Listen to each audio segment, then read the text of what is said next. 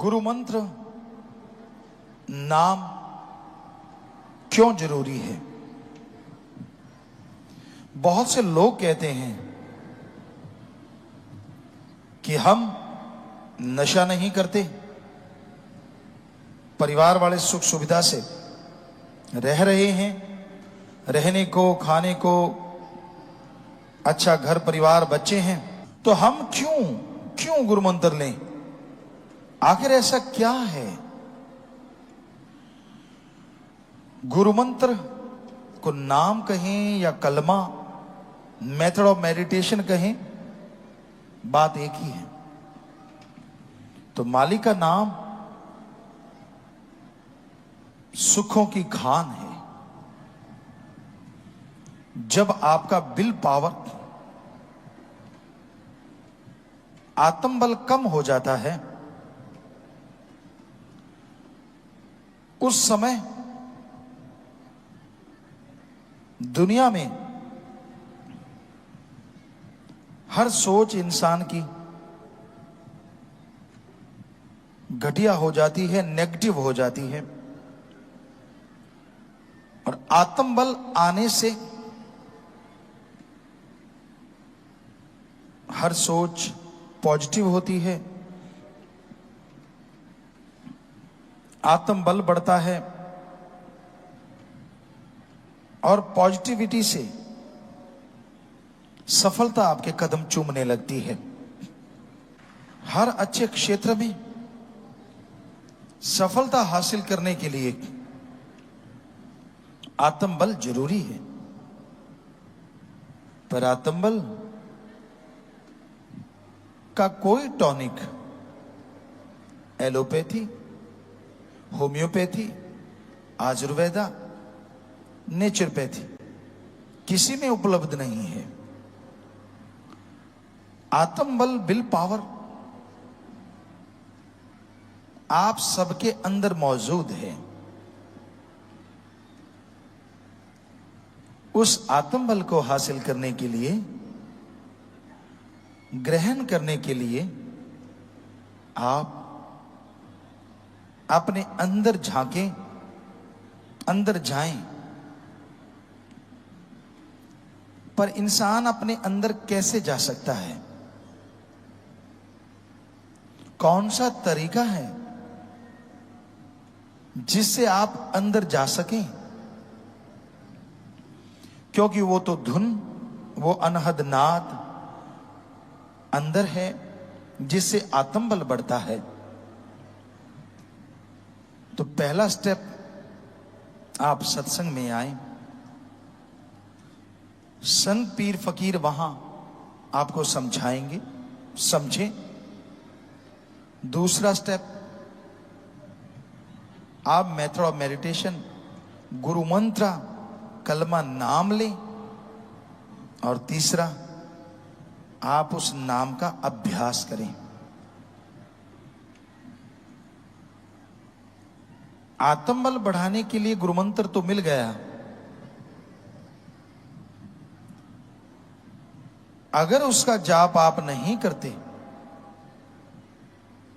तो आत्मबल बढ़ेगा कैसे? जिस तरह आपके सामने घी, दूध, मक्खन, बादाम सब कुछ रखा हुआ है, सिर्फ माथा टेकने से, सिर्फ उनको सजदा करने से उनकी पावर आपकी बॉडी के अंदर नहीं आती, स्वाद आपको नहीं मिलता। अगर आप उन बादाम को, उस घी, दूध, मक्खन को, उन मिठाई को खाओगे, स्वाद भी आएगा और ताकत भी आएगी। उसी तरह गुरु मंत्र है। फकीर, संत उस गुरु मंत्र को दे देते हैं। अब आप उसका अभ्यास करें, जाप करें, स्वाद भी आएगा और पावर भी आएगी। और वो एक ऐसा अलौकिक स्वाद है ऐसा अलौकिक आनंद है जो आपको काम वासना, क्रोध, लोभ, मोह, अहंकार, मन, माया, तमाम बुराइयों से दूर कर देगा। क्योंकि जैसा प्रभु के नाम में स्वाद है, जैसा नशा है, दुनिया में कहीं नहीं। शराब, पोस्त, भांग, अफीम, चरस, हेरोइन, स्मैक, ये सारे नशे एक तरफ और ईश्वर की भक्ति का नशा एक तरफ। अगर दोनों की आपस में तुलना करें तो ईश्वर की भक्ति का नशा करोड़ों गुना बढ़ के नशा देने वाला है। फर्क क्या है दोनों में? आप दुनियावी नशा करते हैं, वो बर्बादी का घर है।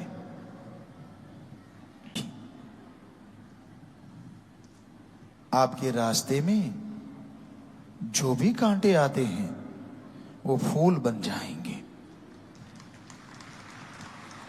आपके दिलो दिमाग में जो भी नेगेटिविटी है, भक्ति से, इबादत से वो पॉजिटिव रेज आने शुरू हो जाएंगी।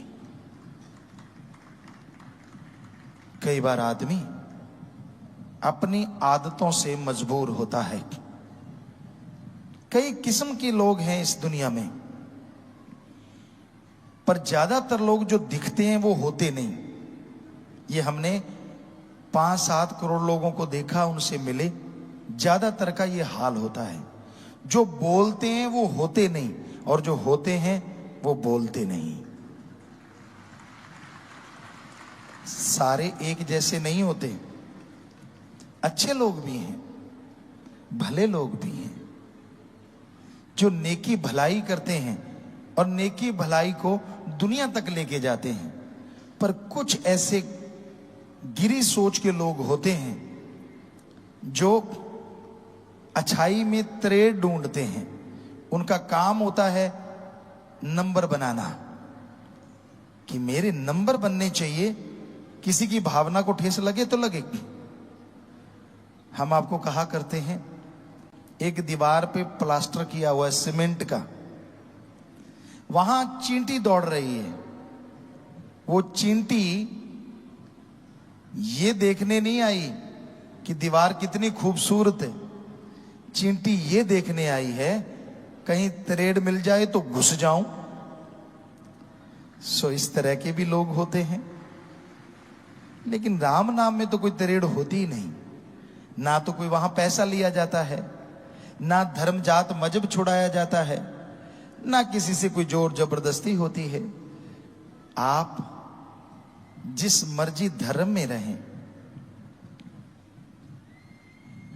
जो मर्जी पहनावा पहने, आप धर्म मजहब में रहते हुए ईश्वर की भक्ति कर सकते हैं। आप धर्म मजहब में रहते हुए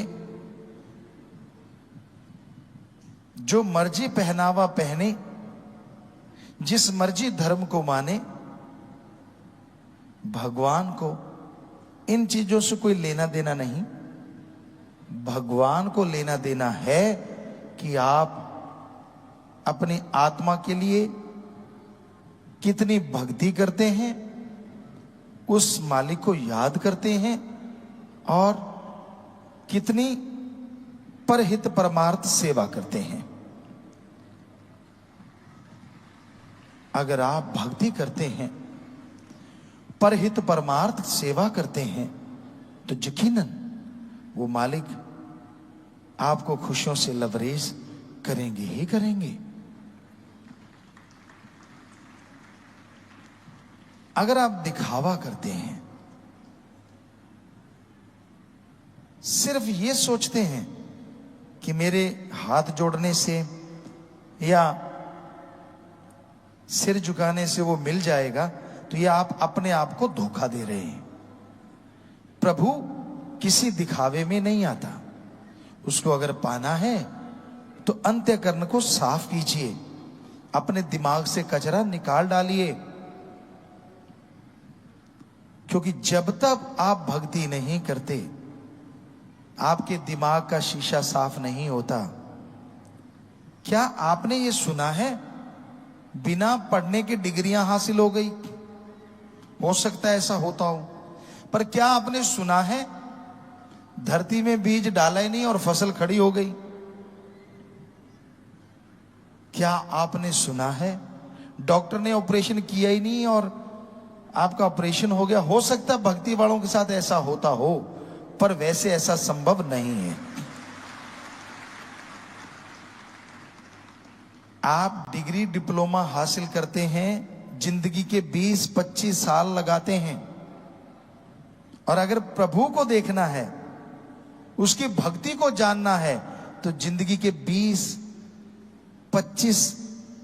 महीने ही भगवान की तरफ लगा के देखो, तो आप रिजल्ट बता सकते हैं भगवान है कि नहीं है। चंद किताबें पढ़ लेने से, थोड़ी डिग्रियां हासिल कर लेने से ये कह दो भगवान नहीं है, तो इससे मूर्खता नहीं कहेंगे तो और क्या कहेंगे? क्योंकि अगर छोटी सी डिग्री के लिए, मास्टरेट की डिग्री, पीएचडी की डिग्री, कोई भी आप डिग्री लेते हैं, उसके लिए जिंदगी के 20-25 साल लगाते हैं। भगवान के सर्च के लिए आपने एक दिन नहीं लगाया और बैठे बैठे कह दिया भगवान नहीं होता, तो ये तो आप खुद पढ़े लिखे हैं, क्या कहेंगे लोग आपको? पहले सर्च करो, गुरु मंत्र, मेथड ऑफ मेडिटेशन लो, फिर उसका अभ्यास करो। जैसे टीचर कहता है ऐसे पढ़ो बेटा, ऐसे पढ़ो, आप फॉलो करते हैं तो मेरिट होल्डर हो जाते हैं, चलो जैसे तैसे पास भी होते हैं। उसी तरह आपको गुरु मंत्र लेना होगा, फिर उसका अभ्यास करना होगा, घंटा सुबह शाम। फिर रिजल्ट ना आए तो बताइए। रिजल्ट आता है, 100% आता है, पर भक्ति करने से, इबादत करने से। धन सतगुरु तेरा ही आसरा। सभी साध संगत जी से निवेदन है कि मेरा चैनल जरूर सब्सक्राइब करें जी। धन धन सतगुरु तेरा ही आसरा।